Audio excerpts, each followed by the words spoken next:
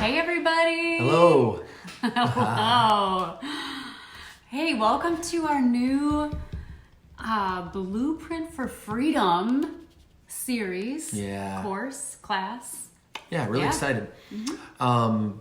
Freedom is awesome, and freedom is our passion. So not only personal freedom, we want to figure out how to discover more of it, but we want to be able to give it away. We want to be able to teach people how to help others be set free. When we meet with people one-on-one or couples, our goal is to always try to figure out what it is that is harming them, or this inner dialogue that they're having, or just what their struggle is. What is blocking the pathway to their destiny? So Blueprint is this idea that says that God has an amazing plan for your life, but sometimes there's something that can be blocking it or standing in front of the doorway to the next thing for you, the next level of freedom. So so we're excited. Yeah, we're going to walk you guys through Principles of Freedom over the next 6 weeks. It's a 6-week class.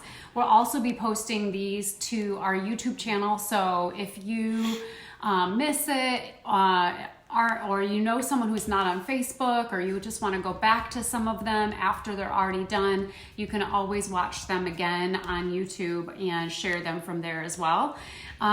So these are just going to be an overview of some principles that we're learning. We are putting these things into practice in our own lives and helping people in ministry and people that we just come into contact with in our daily life. And people are finding freedom, and we're finding freedom in it. So you guys definitely want to take notes. If you don't have a notebook in front of you and a pen or a pencil, grab it. Grab one right now. Unless you have a photographic memory, whatever photographic, it is. Photographic memory. No, you're going to want to go back to your notes for sure. So,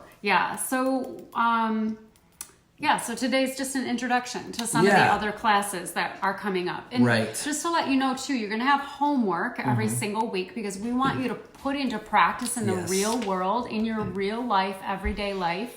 Want to put it into practice. And these are, again, things that we are practicing ourselves and finding results, and other people in our lives are practicing them and finding results. So you will, if you commit to it, you will for sure get freedom. What are you seeing? Right. Well, we are personally experiencing freedom. I'd say this to myself, is I feel like I'm in the best time of my life, but I can also attribute it to some of the things that we've been learning and putting into practice in the last year or so. Now, some of these things have kind of come up even years ago, but really didn't know what it was. And now we're kind of putting words, and we're seeing things now in a different way. It's almost like things are becoming way more clear and specific. Even when we meet with people, things are happening quicker. I just think that even though you may be living in a place of, maybe depression or oppression or fear, maybe you've been living with it for a long time, it doesn't have to take a long time to go or be demolished. And so we're learning that people can get set free within an hour and a half. But what I think what's going to happen now is what's going to happen over 6 weeks is you're going to develop something in 6 weeks that's going to last you a lifetime. You could find freedom in 6 weeks that you haven't found in the last 6 years or even 60 years. It's amazing to me that people live their whole lives and do things that are harmful to themselves and others and never know why. And they never try to even search it out. Maybe they're in such a state, there's no judgment, in such a state where they just don't have the ability or the confidence. So we want to be that teacher to you, and that encouragement to you, to let you know that you don't have to stay trapped. You can find freedom. Because I think we live in a time right now where mental health is at the most critical point it's ever been. It is. You'll know too. You know that when people struggle mentally and emotionally, that it affects their whole body. It affects the people around them. Yeah. And there doesn't seem to be a lot of answers right now. They are there if you search for them. But what we're doing is seems like we're masking problems instead of dealing with the root problems or where they come from. Right. And that's where this comes in, is we want to deal with where it's coming from, because you really never get free. We just kind of mask it.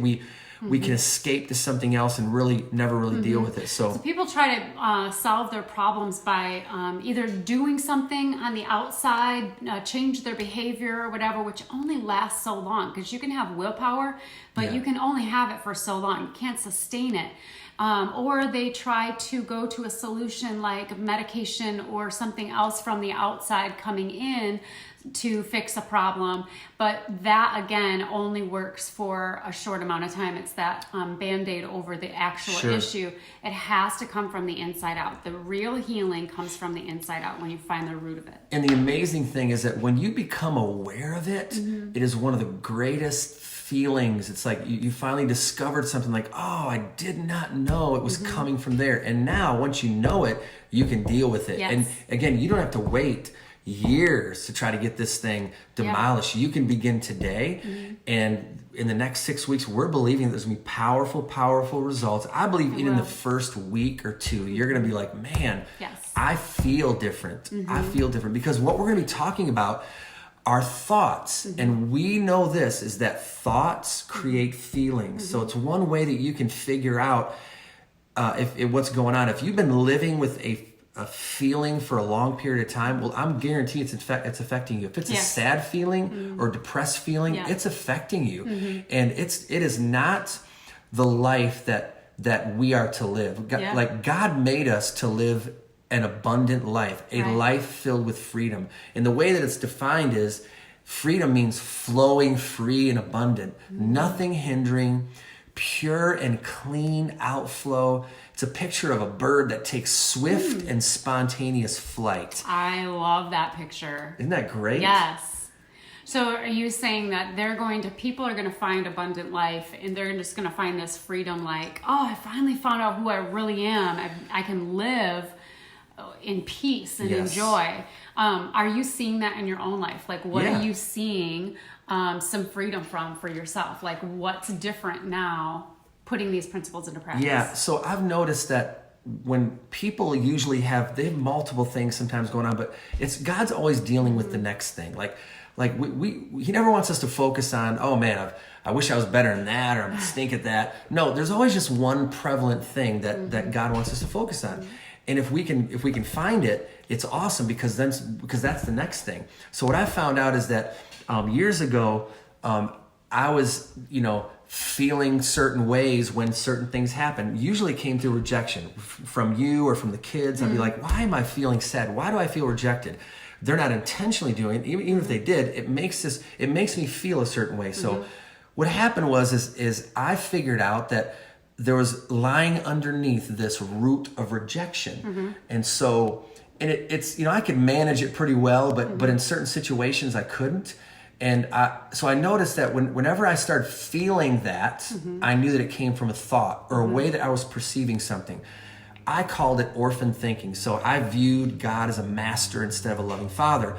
I performed for God instead of being loved by Him. So I didn't realize that I was living this way, and it came from affecting your whole life. Yes, I was being so guarded with people that it was an underlying opposing belief system of who God really was. That God will only be pleased with me if I do things perfectly. That God only loves me if I'm right. And it was a fear-based mindset, and I didn't realize that, no, I'm right. God already looks at me right because of what Jesus. So it was changing this inner dialogue that had been there from the very beginning. And in a moment, I'll talk to you maybe about something that could have come even while you were born, but that's what it was. And so I found that when I could identify that thing, I could then learn how to dismantle it or learn how to reject it. Because before, I didn't have the ability. Not just to react out of it. Yeah. So you, through different things that happened through life, you had this orphan thinking. You saw God a certain way, and with your head that that's not true about Him, like who God is, and also who you are to God. You had a false view of who you are to God, or just who you are. And so you acted out of that. So now that you have been changing that, do you still feel rejected sometimes? Yeah. Yes. Yes. But do you react differently? Yes, and that's the key part. Is that the psychology calls it amygdala hijack, and that is the amygdala kind of it really drives your emotions. It's a piece of your brain. I'm sorry, that drives your emotions. It's kind of the center for it. So when that area is affected, it'll send messages to your body to react a certain way. So amygdala hijacked is when something happens to you and you don't have a time to think about it critically. Right. Your conscious thoughts can't even think about it. It just hits the wound and you immediately react, and the emotion comes for it. Now, in my case, it was more of my emotion was, okay, I'm just going to back off. I'm going to be cautious. I'm going to walls come up. I'm going to go. I'm going to go in my room for a moment because I'm protecting the feeling of rejection that I didn't like. Yes. So, but amygdala hijack says, you know what? That's when we become very emotional. When we become very emotional, more than likely there's some sort of a deep trauma or something that we just protect and we defend it. We defend that thing. So through this class, we're gonna identify those things and how you're reacting out of that. But you're noticing that you're not reacting the same anymore because you have identified what it is and you're starting to replace it with the truth. Yes. So when someone says the same kind of thing to you, how do you feel now? Like, what are you able to do instead of the amygdala hijack happening? What's happening in your thoughts or reactions? So then what happens is I'm not reacting, or even if I am hurt and rejected, I know where it comes from. It's like, oh man, that hurts. Why am I? I get how I'm feeling because they may not like me, or I feel rejected by them. Whether intentionally or unintentionally, but I don't have to accept it. I can actually reject that because it's not the truth. Yes. In me. Like that doesn't have to live in me. So now you can, instead of just reacting, you can just go to, okay, nope, that's not the truth. Now I can consciously think, what is the truth? Yes. Instead of reacting quickly out of it. So you guys, we're just giving you some examples of what you will find. You are going to find the same kind of freedom for things that have been bothering you. You've been feeling trapped and stuck your whole life in a cycle that's negative and it's hurting you and it's difficult and it's affecting your entire life. But you don't have to stay stuck there. You can, the same as Dan and I both have been identifying things in our souls and our subconscious mind that is holding us back like that. And we are able to replace it with truth and begin living in freedom in that area. Yes, freedom, joy, and peace, finding your identity. And really the blueprint for freedom is really bigger than that. It is really discovering more of your destiny, because I do believe that these things hijack our destiny. They hinder them. So Emily, why don't you talk about how maybe that works? How the whole that even starts in a person. Yeah, so we want to encourage you to really commit to all 6 weeks of this, because we do want you to find freedom, but each week builds on the next week. And like I said, we're going to give you homework that puts it into practice. So it's very important that you stick with us for the full 6 weeks. If you think about it, 6 weeks out of your life to change maybe the next 60 years is so small. It's a small commitment to make. Just that you would join us, at least watch the replay if you can't make it to the live videos. And also, I'm not responding to any of your comments because in order to not be distracted, I swipe the comments off. So we will respond to you later if you have questions or comments or anything. And we do want these to be interactive. Here is one fist pump for all of you. There you go. Welcome. We're so glad you're here. Yes. So I'm sorry if I'm not ignoring you. I just want you to know that.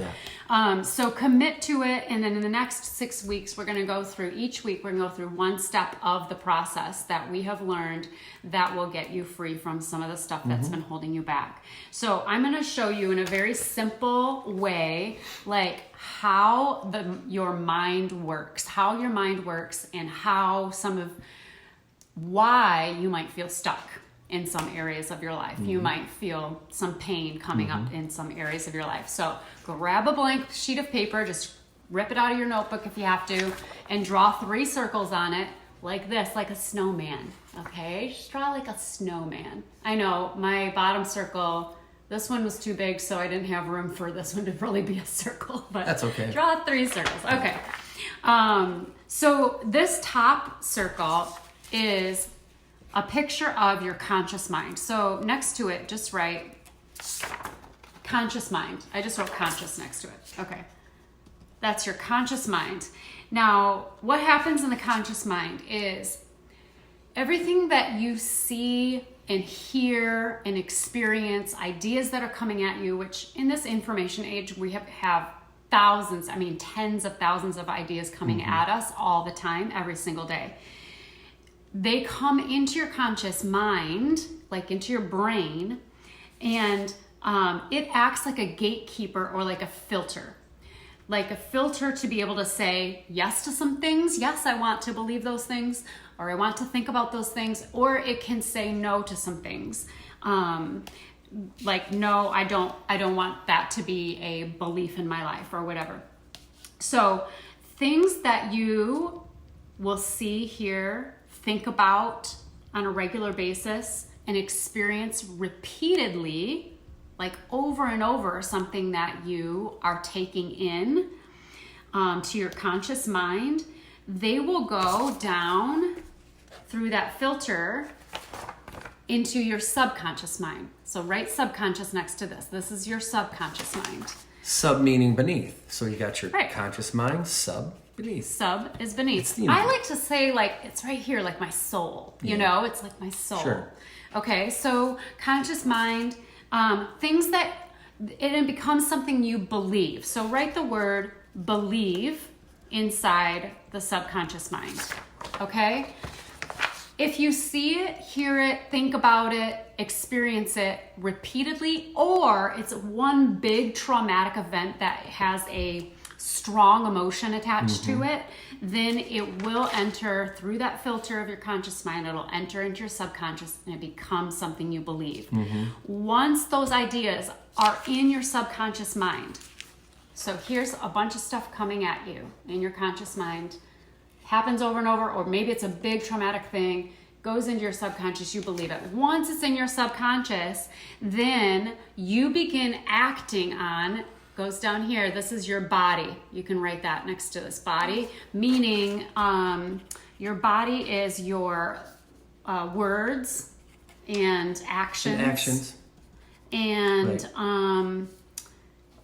words and actions, and what else did I write? Decisions that you make. So right inside that circle at the bottom, write words, actions, decisions. So things that are in your subconscious that you believe, these are things you believe deeply, you automatically begin living out of those things, making you say things, you act out of it, and you make decisions out of the things that you believe. Now, when you're a child, this is what's important. Back to the conscious and the subconscious mind. When you're a child, or you're an adult and something traumatic happens, especially when you're 0 to 7 years old, your mind is very open. It's very like a sponge, just what do you call it? What's the word? Like it's a very impressionable. Right. And so things that come in that you experience over and over as a child, or see over and over as a child, or and hear felt. or feel over and over, those things are coming into your conscious mind, but you don't have the ability to say no to it because you don't either know if it's right or wrong. You don't know if it's good or bad, and you don't have the ability to say, no, I don't want to believe that. So it will enter into the subconscious and become something you believe. So let's use an example. Let's say there's a lot of anger in your home. It could be good things too. It can be love, but say there's a lot of love in your home. That's going to be something you believe. Good. Oh, I believe that mothers are always loving. Dads are always loving. But let's say there's a lot of anger in your home. Maybe there was some abuse when you were a child. Those things were entering into your conscious mind, and they, because they happened over and over, and it was when you were young and you couldn't say no, that I'm not going to believe that. All of a sudden, some beliefs started taking root in your subconscious. Things like, I believe that there must be something wrong with me. That's just shame. Write the word shame underneath believe in your subconscious. Or like I would say, I'm always going to be rejected. Or Right. there's rejection. They're like, oh, Rejection, they're right? automatically going to Rejection in reject me. Or because they didn't look at me, or because, Yes. Yeah, so that's or what right. else? What else could be there? Fear. Because you were abused and people were angry. Maybe there's that's a big one. So write fear inside the subconscious, and then maybe if your parents are angry and bitter, maybe you start believing that God is angry and God is bitter towards you. So you write that God is angry inside there. I can't trust people who say they love me. I can't trust people in general. Say that.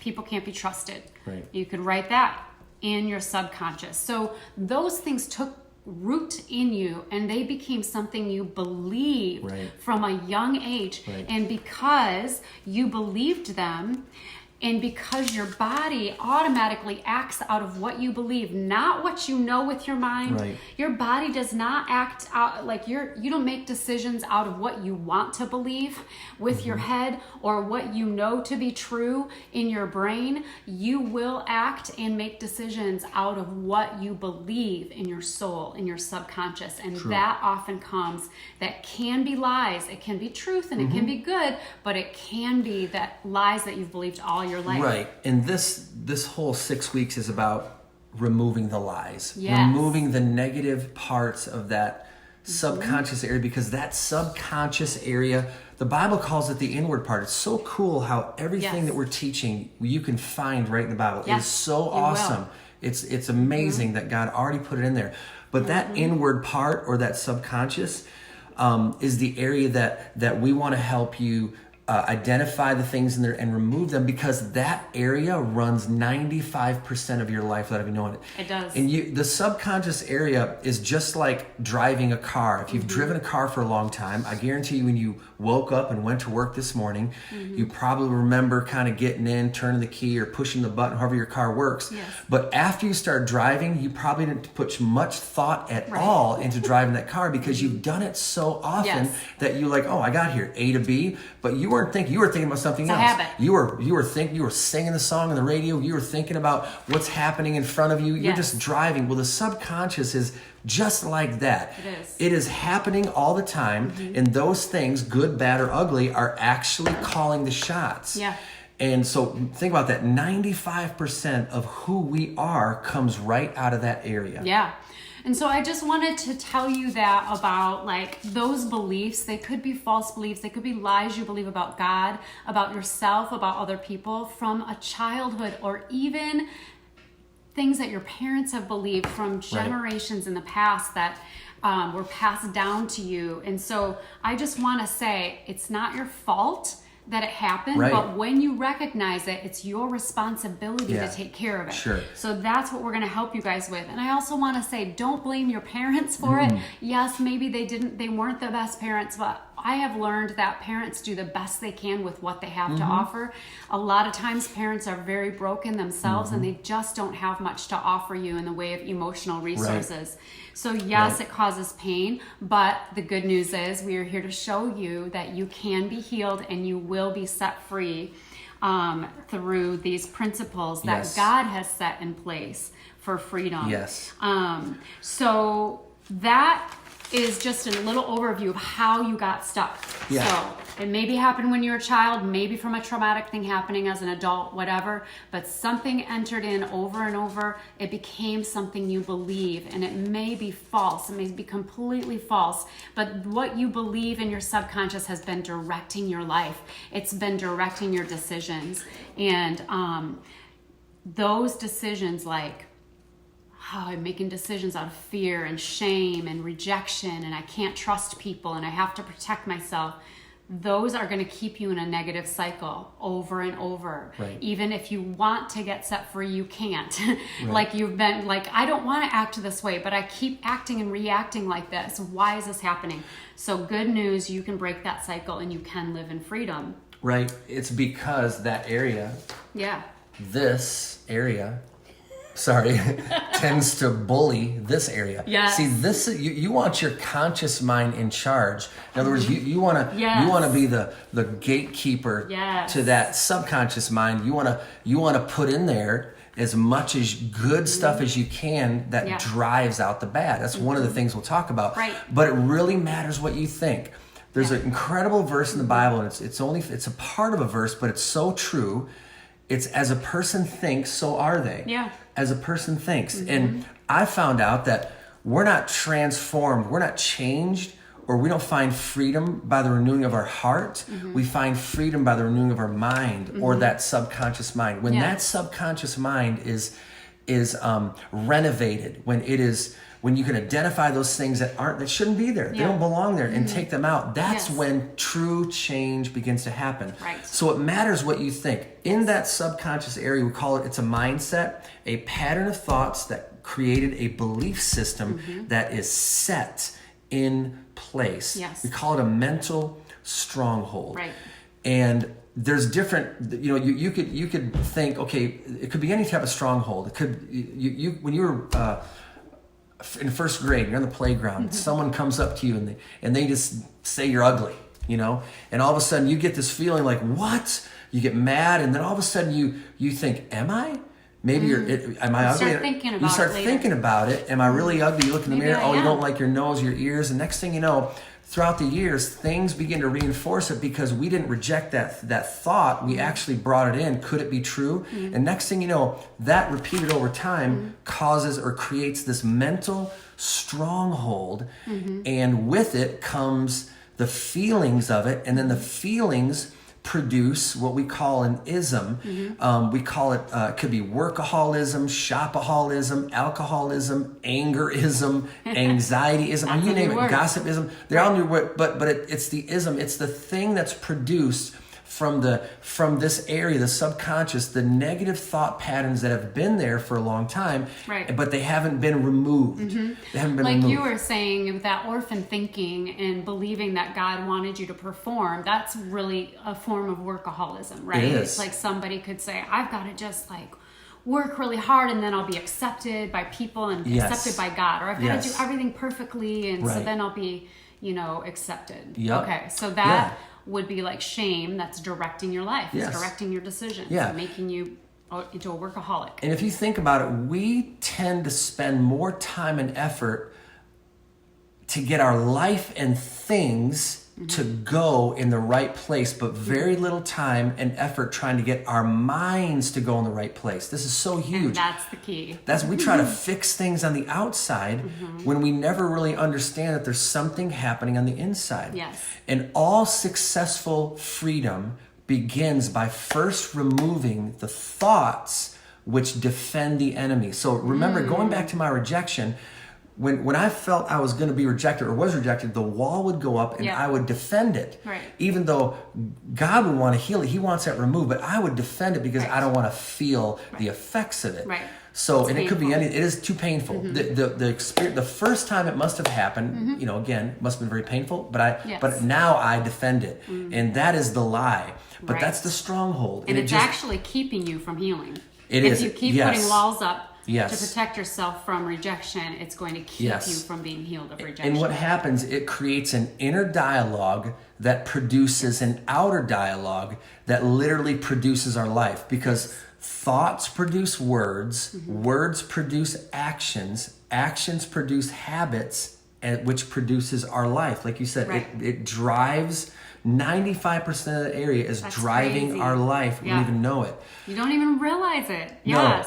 No. So we're going to start realizing. Yes. So we're about finishing up here, but we want to give you a little overview of what's coming. There's some powerful stuff coming and some powerful methods that you're going to find that come right from the Bible. It's awesome. God is so great. Yep. He's so awesome. You got to dig for these things, but they're right there. When you see them, you're like, oh my goodness, it's been there the whole time. There it is. And when you find it, you discover it, and you put those things in practice, you're going to find more and more freedom. And not only freedom, you're actually going to start discovering who you are. Yes. And you're going to discover more of the abundant life that Jesus wants us to live in. That's soaring like a bird, freedom, joy, peace kind of life. So we have, just to wrap up, because this is again just an introduction, getting you ready for what we're going to be teaching you. We have a little bit of homework for you guys for this week. So write this stuff down.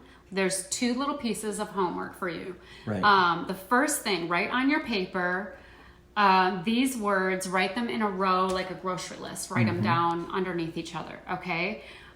These are areas of your life, and you're gonna rate yourself 1 to 5 how you're doing in that area, just like how you're feeling, I guess, how you're emotionally doing, how you feel like your life is going. Yes, and now you must be very brutally honest with this thing. This is very key that you rate it the way that you feel it. Yes. So the first one, just write down spiritually. Then the next one is emotional. Or emotionally, however you want to say that. The next one is physically, like that would be your health, you know, and physical health and that kind of thing. And then the fourth one would be relationally. In your relationships, could be your marriage, could be with your children, could be with your friends, whatever it is, relationally. And the last one is financially. Okay, so you're going to, through this week, you don't have to do it right now, just this part of your homework. You're going to be very brutally honest with yourself, gut level honest, and go from 1 to 5. How am I really doing in this area? 1 being the worst, 5 being the best. Yeah, and spiritually would be like your relationship with God, and like how close you feel to Him, and how vibrant your spiritual life is, all of that. So be very honest. There are no wrong answers. It is not wrong to be a 1. It is not more right to be a 5. Right. It's just you seeing where you're at in these areas. It's a gauge. It's a litmus test. You need to be aware of these areas, and you might be doing great, awesome. Yes. Keep going, but you may discover, like, man, you know, emotionally, I'm struggling, and so that's good that you know that, because now we can start identifying why. Why are you struggling emotionally? Tell us the thoughts around it. What's going on there? And once you begin to discover where that came from, you'll be so happy. Again, one of the greatest gifts that you can get is when you become aware of it. Yes. It's very possible that there's probably 1 or 2 main things underneath the surface that are affecting some of those areas. They might be affecting all of those areas, but there might be just one like root cause of it. So we're going to help you find that. But in order to do this homework, we want you to start to rate yourself, and then start to identify, like, why are you feeling that area needs help? What are some of the reasons behind it? And you can also describe it with words. Sometimes you don't know where it comes from, but you can just describe the feeling of it, put it into words. Yeah, that's going to get you ready for next week, because there's more of that to come. But and also we wanted second homework. We thought just this week. So if you have time, we really want you to do it. Starting tomorrow, we've done 5 messages on the Blueprint series. At our church, and you probably do you have a link for them? Yes, you should go to getreslife.org and look at the Watch Live link. Watch Live link. And so there's 5 messages, and I think this is going to keep you busy. And they're probably about 35, 40 minutes long, something like that. But what you can do is you can take because the idea of Blueprint is really your promised land or your destiny. It's the abundant life that God has for you. So in it are going to be a lot of truths that are going to go along with what we're saying. So you can go, I would watch 1 per day. Just watch 1 per day, take notes, and just write down the things that really stick out to you. Because this is more than your freedom. It's about your destiny. It's about fulfilling more of what God wants for you. And again, you may be stuck. In life. You may be defeated, discouraged, deflated, but that's not how God wants you to live. He wants you moving forward. So this is going to be a life-changing 6 weeks for you. But that's your homework. So those 5 things, and also those messages. So try to get one every single day. That'll get you to about Saturday. And then Sunday, if you don't have a church and you want to watch it live, just watch it live. That's the next installment for Blueprint. And but there's a lot of really great truth in there that when you hear it, it'll the light bulb will go on, and it will get you ready for the 5 principles that we're going to teach you guys. So I'll put the link to that in the comments here on Facebook. It won't be on the YouTube post, but it'll be in the comments on Facebook. But it's getreslife.org, and then you just look for the Watch Live and click on that, and you'll see all the blueprint series. So start at the first one and then work your way through. So know this, we are praying for you. Yes. Every day. Every day we're praying for you. We're praying before we do this. We're preparing it because we so want you to experience the next level of freedom for your life. It is exhilarating. Yes, it is. And so we want that so much for you. So just know that we love you guys, and we can't wait to be journeying with you for these 6 weeks and to see how God works in your life and how you gain freedom. Feel free to like and share this video and ask us any questions. I'll come back to the comments later and we'll answer your questions for you. But you guys have an awesome week, and we'll talk to you soon. Take care. Okay, bye.